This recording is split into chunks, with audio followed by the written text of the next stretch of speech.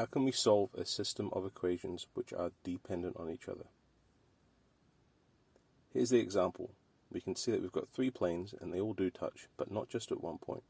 They touch at any point along this line. All of these are solutions, so we're going to solve them in terms of a parameter. How do we do this? Well, it's the same way as normal to start with. We're going to try and eliminate a variable. So we'll eliminate y by taking equation 1 and adding on two lots of equation 2. If I do this with all three variables and the constant, I'll get 4x. The y is eliminated, 5z, and that equals 4 plus 2 lots of 2 is 8. That can be equation 4. Let's repeat this now for equations 2 and 3 to eliminate z once again. Equation 2 plus 3 gives us 4x. The y's eliminate, they cancel off. Plus 5z equals 8 again. This can be equation 5. Now if we kept going here, we would want to take equation 4 minus equation 5 to eliminate x, but in doing so we'll eliminate everything. This is our giveaway that we have a dependent system. 0 equals 0. This means we have a line of solutions, that blue line just there. We have infinitely many solutions along that line. So how can we define these? So we're going to define them parametrically. That just means in terms of another variable, not even a variable, a parameter, that we can choose. We're going to choose the letter k. Often it's t, but t doesn't work so well with Geogebra, so we'll use k. Now we're going to pick a variable from one of the two equations that we had at the end. I'll pick equation 4 since they're the same. I'm going to say x. I could have chosen x or z, but just not y, because that was eliminated. I'm going to choose x to equal k. That's my first equation. I'm going to substitute it back into the equation 4. 4x plus 5z equals 8. That's equation 4. What was x? It was k. That is our parameter. Now I need a parametric equation for z. So I'm going to make this equation 4 the subject. I'm going to make the subject z. So just rearranging it, making z the subject. We've got z equals 8 minus 4k over 5. That's our second parametric equation. X and z are done. We just have to do the same thing for y now. So we'll substitute x and z, the parametric values, back into 1, 2, or 3. Doesn't matter which one. We can pick any one. We'll pick one that looks easy. So we'll try equation 1.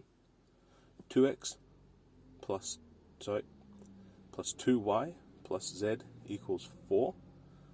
Now we substitute in our parametric equations for x. That was just k. Plus 2y plus, and we have to substitute in z. Our z parametric equation was 8 minus 4k over 5 equals 4. Same as before, we're just going to make y the subject now. So this will take just a little bit of rearranging.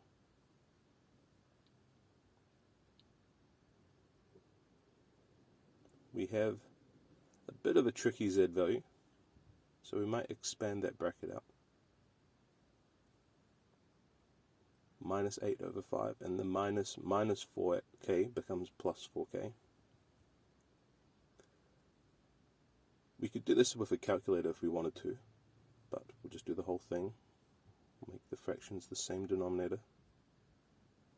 This way we can combine our k values. We'll do the same thing with the numbers, so we can combine our numbers too.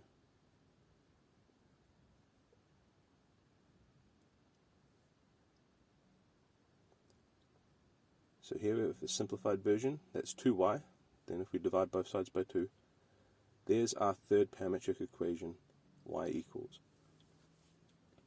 So we've got our solutions defined parametrically as x, and here's y.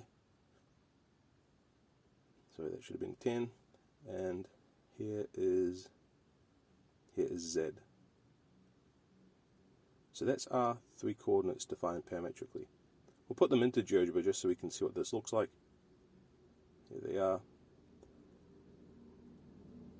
And if we just adjust this a bit so we can see it,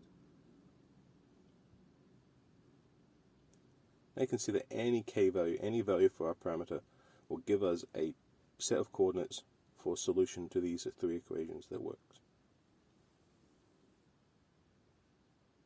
Now we might not always want any solution. For instance, we might have to have positive values, so you can see there's only a range of k values that work here. So we might want to find what are these k values that work.